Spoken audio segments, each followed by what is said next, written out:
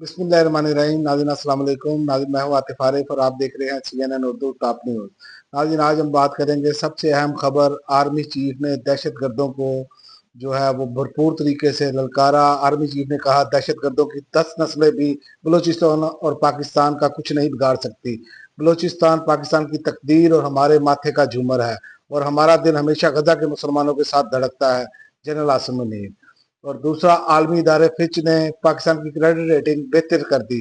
Fitch ने पाकिस्तान की तवील मुद्दती IDR रेटिंग B- से बेहतर करके CCC+ कर दी। और इमरान खान ने डील से इनकार कर दिया। इमरान खान का कहना है कोई भी रहनुमा डील के लिए मुज़ाकरात ना करे। इमरान खान ने रहनुमाओं को एक दूसरे के खिलाफ बयानबाजी से भी रोक दिया। और बेकरी मसनूआत और 50% टैक्स आयद होने का इम्कान। हुकूमत ने आइंदा माली साल के बजट में खाने पीने की बेशुमार अशिया पर 40% से 50% तक टैक्स आयद करने की तैयारियां शुरू कर दी।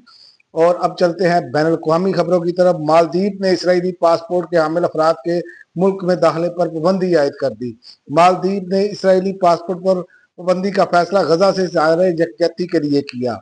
और मोदी सरकार की इंतकामी कार्रवाइयां। मोदी सरकार ने सोनिया और राहुल गांधी के खिलाफ मुकदमे का आगाज कर दिया। केस की समाअत जो है वो 25 अप्रैल को होगी।